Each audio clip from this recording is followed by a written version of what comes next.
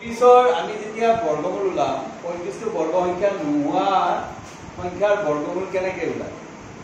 আমি কি কৰি ইয়াৰ উচৰৰ কিন্তু ইয়াতকৈ সৰু পূৰ্ণবৰ্গ সংখ্যা চাম 4 বৰ্গ 16 5 বৰ্গ 25 6 বৰ্গ 34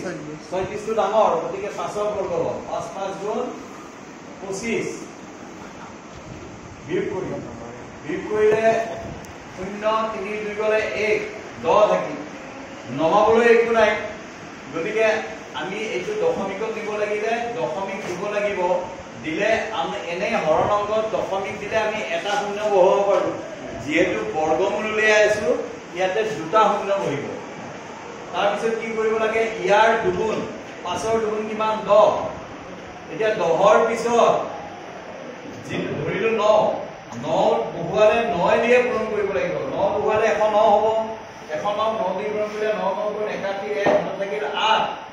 9 0 0 আছে 8 9 গুণ 9 তাৰমানে 9 বাৰ যাব এটো 1000 আছে 9 দিলে কিমান হ'ল 981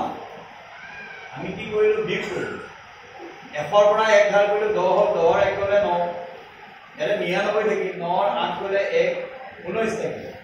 এই দশমিক থোৱাৰ কাৰণে আৰু দুটা শূন্য দিব পাৰে এবাৰ ইয়াতে কিমান হ'ব এই যেটো 59 পালো দশমিক ধৰিব নালাগে 59ৰ দুগুণ 2 9 গুণ 18 8 হবে থাকিল 1 2 5 গুণ 10 কে 11 এতে কিমান হ'ল 118 ইয়াতে যদি 2 দিও এতে 22 হৈ যাব এতে 19 আছে গতিকে আমি কি দিলো 1 দিলো 1 দিলে কিমান হ'ব 1181 হ'ব